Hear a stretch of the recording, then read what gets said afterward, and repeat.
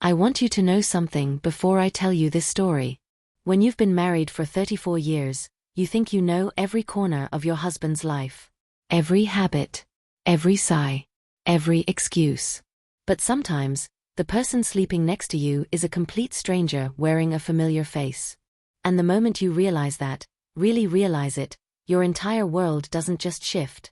It shatters.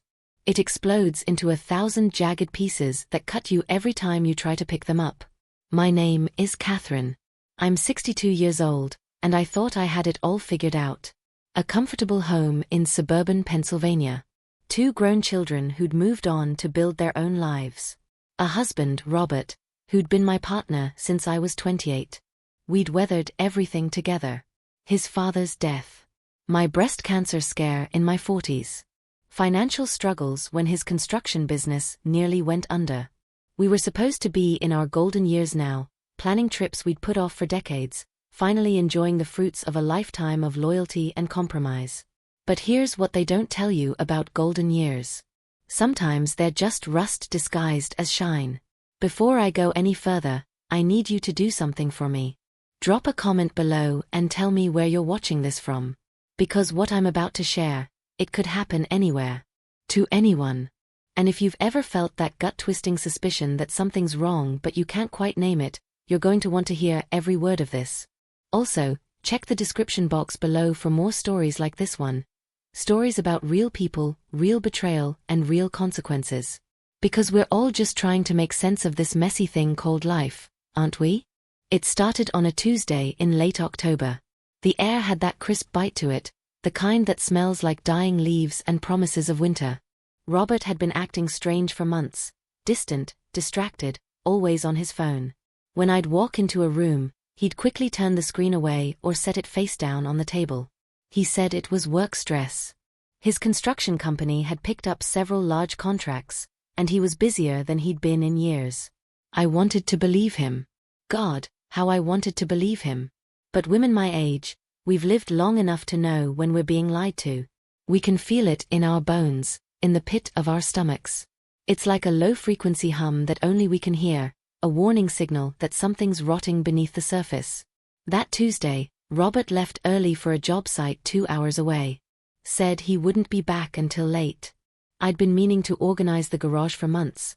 It had become a graveyard of forgotten projects, old paint cans, boxes of Christmas decorations we hadn't touched in years. I figured it was as good a day as any to tackle it. I started with the obvious clutter. Swept the concrete floor. Sorted through rusty tools and half-empty bottles of motor oil. And then I moved to the old red toolbox that had been Robert's father's. It sat on a high shelf in the back corner, covered in dust. Robert never touched it anymore. His father had passed 12 years ago, and I think keeping the toolbox felt like keeping a piece of him alive. I pulled it down, coughing at the cloud of dust that came with it. The metal was cold and heavy in my hands. I wasn't snooping. I wasn't looking for anything. I was just cleaning.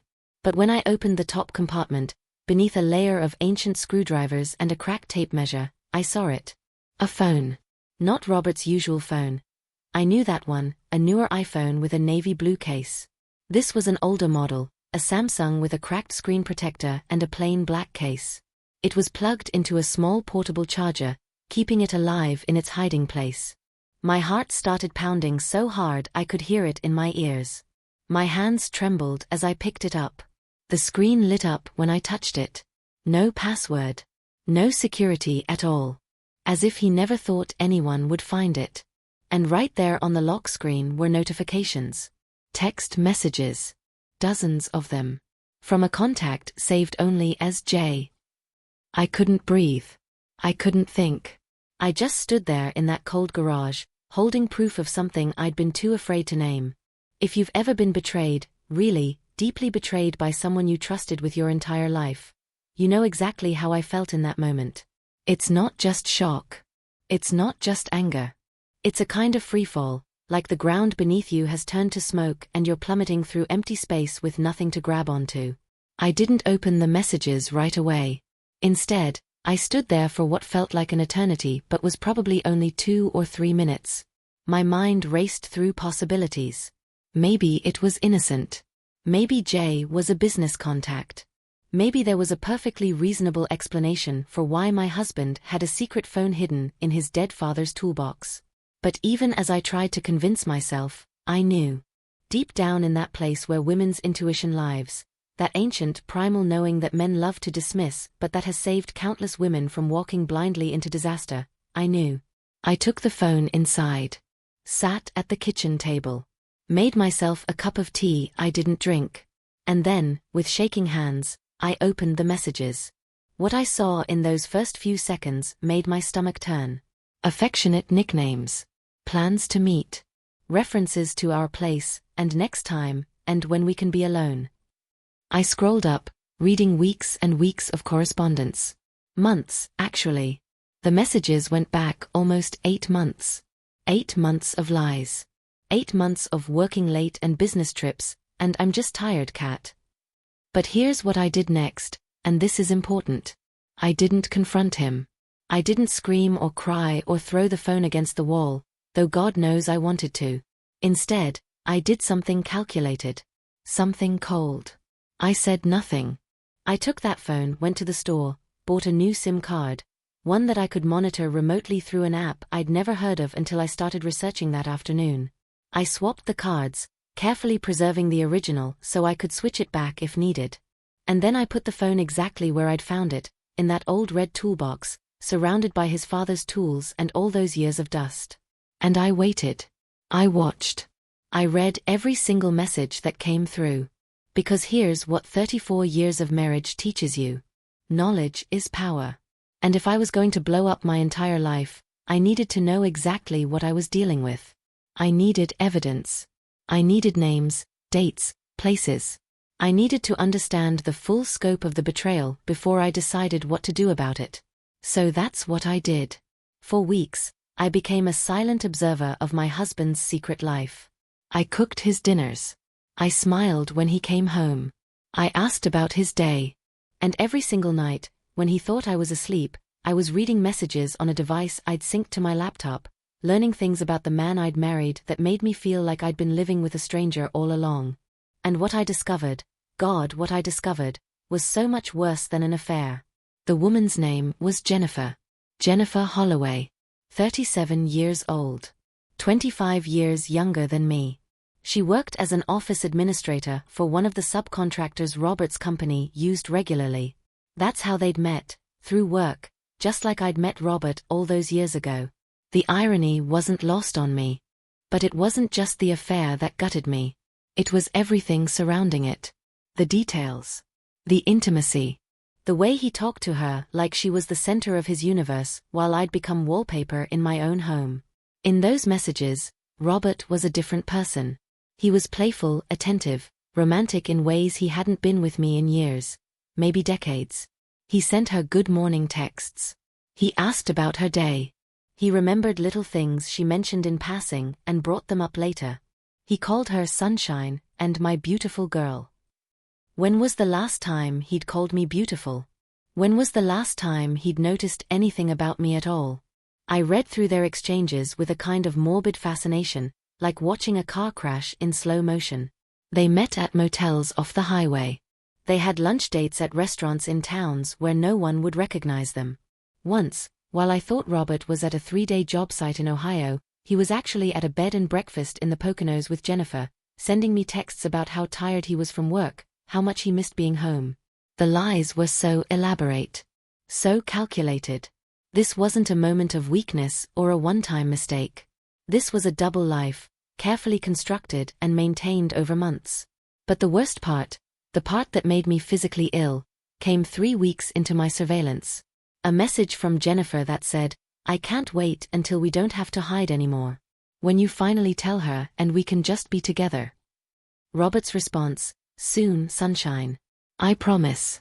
I just need to figure out the best way to do it. She's been through so much. I don't want to destroy her." I had to put my laptop down. I walked to the bathroom and vomited. Then I sat on the cold tile floor and cried until I had nothing left. He was planning to leave me.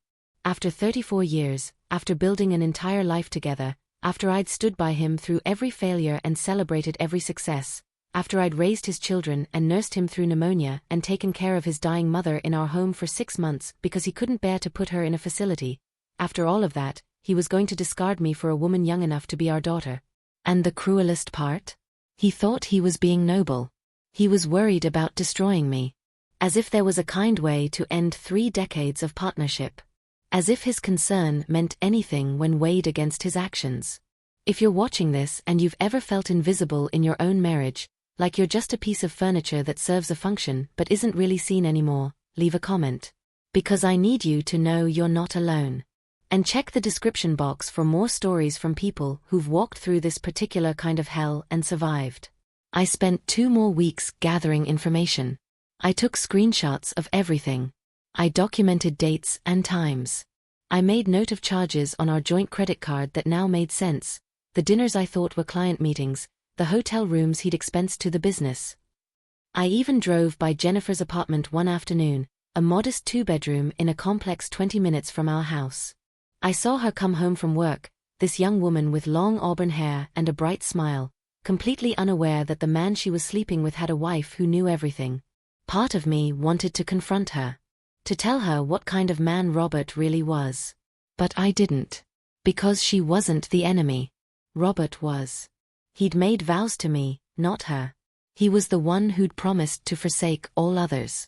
She was just the symptom. He was the disease. By mid-November, I had everything I needed. A lawyer's name from a friend who'd been through her own divorce. A bank account Robert didn't know about. I'd been secretly transferring small amounts of money from my part-time bookkeeping job for years, just a little emergency fund I'd never thought I'd actually need. Enough to get me through the first few months. And I had documentation that would make divorce proceedings very straightforward. But I still hadn't decided exactly how to end this. Part of me wanted to pack my things and disappear one day while he was at work, leave him a note and let him come home to an empty house. Part of me wanted to confront him with the evidence, to watch his face crumble when he realized I'd known for weeks. Part of me wanted to call Jennifer and tell her everything, to blow up his nice little fantasy before he had the chance to execute his exit plan on his own terms. Then something happened that made the decision for me. It was a Friday evening. Robert came home from work acting strange. Stranger than usual, I mean. He was jittery, distracted. He barely touched his dinner. He kept checking his phone. Finally, he said he needed to run out for a bit. Had to pick up supplies for tomorrow's job. I knew it was a lie. Of course it was a lie. Everything was a lie. After he left, I checked the monitored phone. Jennifer had sent him a message 2 hours earlier. Emergency. Need to talk. Can you come over tonight? My hands were steady as I read it. I'd cried all my tears. Now there was just this cold, clear purpose settling over me like frost. I didn't know what Jennifer's emergency was. And I didn't care. What I did know was that I was done. Done waiting. Done gathering evidence. Done being the dutiful wife who stayed silent while her world fell apart.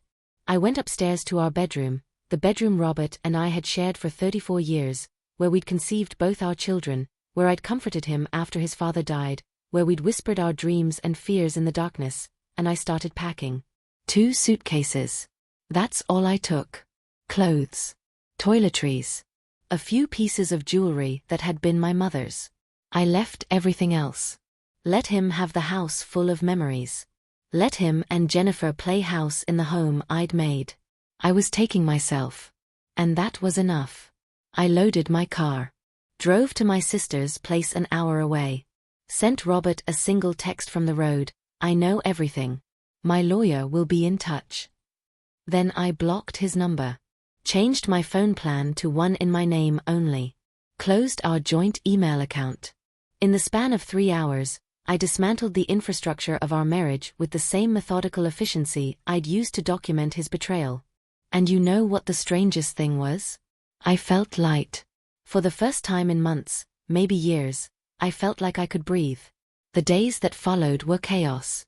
Robert called my sister's house 17 times that first night. I didn't answer. He sent emails. Text messages from numbers I didn't recognize. He showed up at Ellen's house twice, pounding on the door, demanding to talk to me. Ellen, bless her, told him to leave or she'd call the police. The second time, she actually did call them. The officer who responded was a woman in her 40s who took one look at Ellen's protective stance and my red-rimmed eyes and told Robert very firmly that he needed to leave and not come back. My children found out within 48 hours. Sarah, my oldest, called me sobbing. She was 32, married with 2 kids of her own, living in Virginia.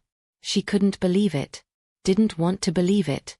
She kept saying there must be some mistake, that Dad would never do that I must have misunderstood something. It broke my heart all over again. Not just Robert's betrayal, but watching my daughter struggle to reconcile the father she'd idolized with the man he actually was. I sent her screenshots. Not all of them. A mother has to protect her children from certain ugly truths, but enough. Enough that she couldn't deny what her father had done. She stopped calling for a week after that. I understood. She needed time to grieve the father she thought she knew. My son, Thomas, had a different reaction. He was 29, living in Colorado, working as a software engineer. When I told him what happened, there was a long silence on the phone. Then he said, "I'm not surprised, Mom. I'm just sorry you had to find out this way." My blood ran cold. What do you mean you're not surprised? Another pause. I saw him. Last year, when I visited. I was supposed to meet him for lunch, but I got there early. He was already at the restaurant, with a woman. They were holding hands across the table. When he saw me, he dropped her hand like it burned him. Introduced her as a work colleague. But Mom. The way they were looking at each other. I knew. I just didn't know how to tell you. I felt like I'd been punched in the stomach. My own son had known. Had kept this secret from me for over a year. Not because he wanted to hurt me, but because he was trying to protect me. And in that moment, I realized how many people must have known. Or suspected. Robert's friends. His business partners. Maybe even our neighbors.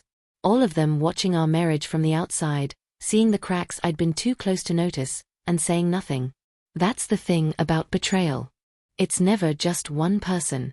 It's a whole ecosystem of silence and complicity and uncomfortable truths that everyone sees except the person living it. My lawyer was a woman named Patricia Brennan. She was 56, sharp-eyed, with silver hair cut in a practical bob and a handshake that could crack walnuts. She'd been practicing family law for 27 years. She'd seen it all. When I showed her my documentation, she actually smiled, a grim, satisfied smile. "You've made my job very easy," she said. "Pennsylvania is an equitable distribution state, which means marital assets are divided fairly, though not necessarily equally. But with this level of documentation, and given the length of your marriage and your contributions to the household, you're in a very strong position." She explained that because I'd been the primary homemaker for most of our marriage, I'd worked part-time here and there, but mostly I'd raised the kids and managed the household while Robert built his business. I was entitled to a significant portion of everything we'd built together. The house. His business assets. Retirement accounts. Everything. "But here's what I need you to understand," Patricia said, leaning forward with her elbows on her desk. "This is going to get ugly. Men like your husband, when they realize they're not in control anymore, they lash out. They'll try to paint you as unstable, vindictive, crazy. They'll try to hide assets. They'll drag this out as long as they can, hoping you'll get tired and settle for less than you deserve. You need to be prepared for that." I nodded. I was prepared. Or I thought I was. But nothing could have prepared me for what Robert did next. 2 weeks after I left, I got a call from my bank. There was an issue with our joint account, the one I'd been using for household expenses for 3 decades. I called them back, entered my PIN, and the automated system told me the account had been closed. Closed. Robert had emptied and closed our joint account. $23,000 gone. Money I needed for living expenses while the divorce proceedings dragged on. I called Patricia immediately. She was furious. "That's illegal," she said. "He can't unilaterally drain a joint account during divorce proceedings. We'll file a motion immediately." But the damage was done. I had my secret savings account, thank God for that foresight, but it only had about $8,000 in it. I'd been planning to use it for attorney fees. Now I needed it to live on. Then came the smear campaign. Robert started telling people I'd been unfaithful, that I'd been verbally abusive for years, that I'd driven him away with my constant criticism and coldness, that I was having a mental breakdown and making up crazy accusations. Some people believed him. I lost friends I'd had for decades. Women I'd had coffee with every week, who'd been at my daughter's baby shower, who'd sent me cards when my mother died. Suddenly they were distant, making excuses not to meet up. I'd see them at the grocery store and they'd avoid eye contact. Jennifer, I learned through the surveillance I stupidly kept running until Patricia told me to stop, was standing by Robert, playing the role of supportive girlfriend, telling him how strong he was, how unreasonable I was being, how I was trying to destroy him out of spite. There were moments during those weeks when I questioned everything. Had I been a good wife? Had I somehow driven him to this? Was I remembering our marriage through rose-colored glasses, and it had actually been as bad as he was now claiming? But then I'd remember the messages, the lies, the calculated deception. And I'd remember that none of this was about me. This was about his choices, his weakness, his inability to be honest even when honesty would have been kinder than betrayal. If you're going through something like this right now, if someone you loved has rewritten your entire history together to justify their bad behavior, I need you to hear this. You are not crazy. Your memories are real. The good times happened. And their current narrative doesn't erase what was true. Check the description box for more stories about reclaiming your truth when someone tries to steal it from you. 3 months into the divorce proceedings, something shifted. Patricia called me with news that made my heart race. Robert's business partner, a man named David who'd worked with Robert for 15 years, had reached out to my lawyer. He wanted to talk. We met at Patricia's office. David was uncomfortable, wouldn't quite meet my eyes at first. But then he started talking, and everything changed. I can't do this anymore, he said. I can't watch him destroy you when you don't deserve it. I've known about Jennifer for over a year. Hell, Catherine, I tried to talk him out of it. Told him he was being an idiot, that he was throwing away everything good in his life. He wouldn't listen. He paused, rubbing his face with both hands.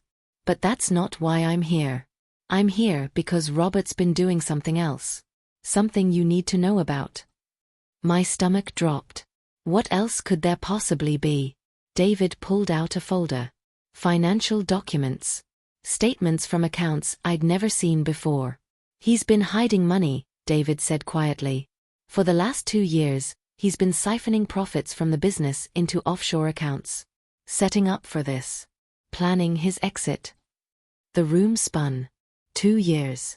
He'd been planning to leave me for 2 years. Long before Jennifer. Or maybe Jennifer had been part of the plan all along. Patricia's eyes gleamed like a shark scenting blood. Do you have documentation of this? David nodded. Copies of everything. I'm the CFO. I have access to all the books. I've been making copies for months, just in case. I'm also willing to testify. Why? I finally asked. Why are you doing this? You're risking your business partnership, maybe even legal trouble if Robert comes after you. David finally looked at me directly. Because my wife left me 8 years ago. She took everything. Not because she was greedy, but because I'd been a terrible husband and I deserved it. I was lucky she didn't take more. But before that, before she left, we had dinner at your house. Do you remember? It was Sarah's college graduation. I did remember. David's wife, Monica, had seemed sad that night. Distant. I'd asked if she was okay, and she'd given me a tired smile and said she was fine. That night, David continued, Monica told me on the drive home that she envied you. She said you and Robert had what she wished we had. A real partnership. Real love. And I realized that's what I'd thrown away with my selfish behavior. His voice cracked. I won't help Robert do the same thing. Not to you. You deserve better than what he's become. The rest of the divorce took 7 months. 7 months of legal filings and court appearances and valuation of assets. 7 months of Robert's increasingly desperate attempts to paint himself as the victim. 7 months of watching the man I'd loved for most of my adult life reveal himself to be someone I never really knew at all. But David's testimony and documentation changed everything. The offshore accounts were discovered. The hidden assets were brought into the light. Robert's lawyer tried to claim I'd been complicit, that I'd known about the business structure all along. But Patricia tore that argument apart. I'd been a homemaker and occasional bookkeeper for local small businesses. I'd had nothing to do with Robert's company finances. In the end, I got the house, half of Robert's business assets, a significant portion of the retirement accounts, and compensation for the joint account he'd illegally drained. The judge wasn't gentle in her ruling. She'd read the messages I'd submitted as evidence. She'd reviewed the financial manipulation.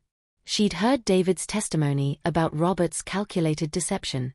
"Mr. Sullivan," she said, looking at Robert with something close to contempt, "you have demonstrated a pattern of dishonesty and financial manipulation that goes beyond a simple affair.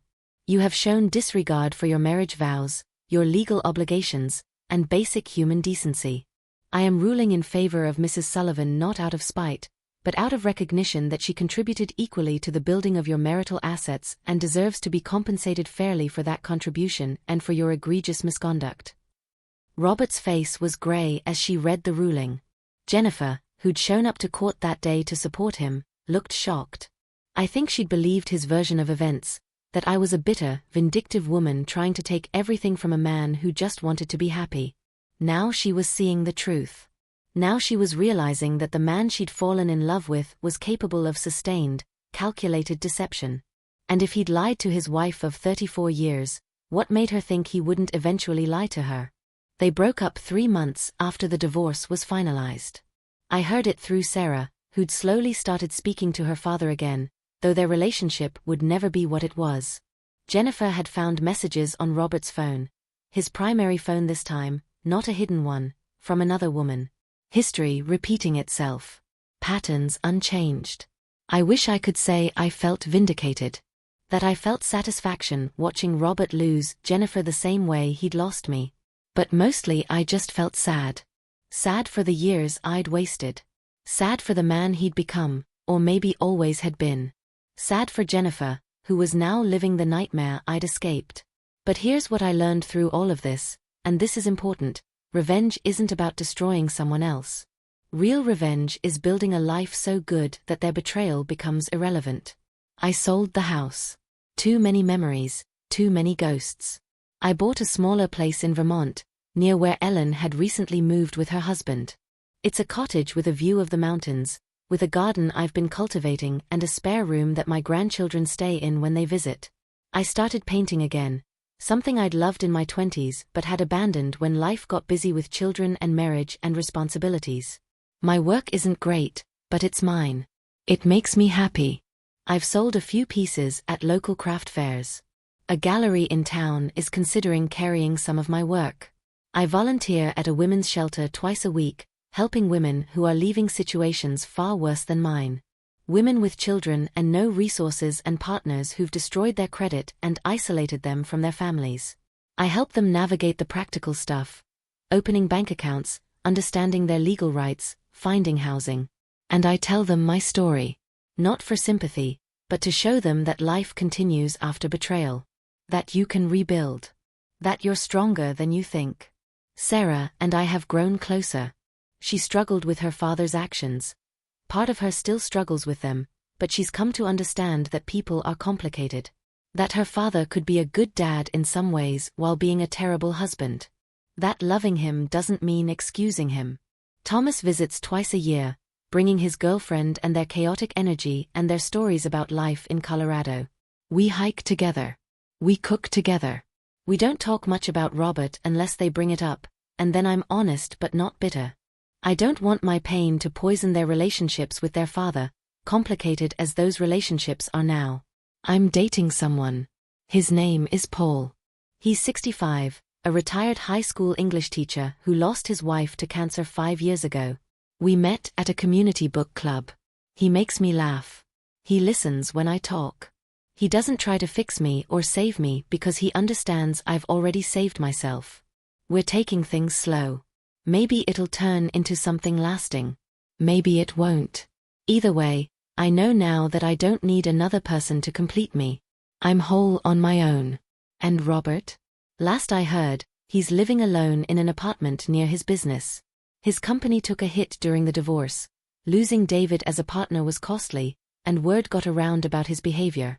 Construction is a small world, especially in our area. Men who'd worked with him for years started taking their business elsewhere. Turns out reputation matters, even in business. He tried to reach out to me about 6 months ago. A long email about regret and mistakes, and how he'd thrown away the best thing in his life. About how he understood if I could never forgive him, but he needed me to know he was sorry. I read it once. Then I deleted it. Not out of anger, but out of indifference. His apology, sincere or not, didn't change anything.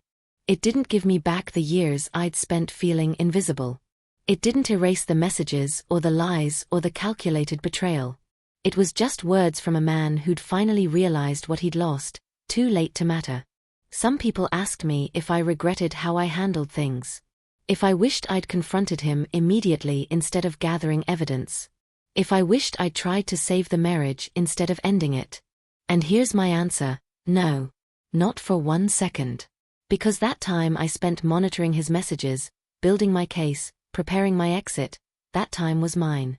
For 34 years, I'd been reactive. Responding to Robert's needs, his schedule, his priorities. For once, I was in control. I was making decisions based on my needs. And that power, that agency, was the beginning of my healing. The woman who found that phone in the garage isn't the same woman telling you this story now. That woman was scared and broken and drowning in betrayal.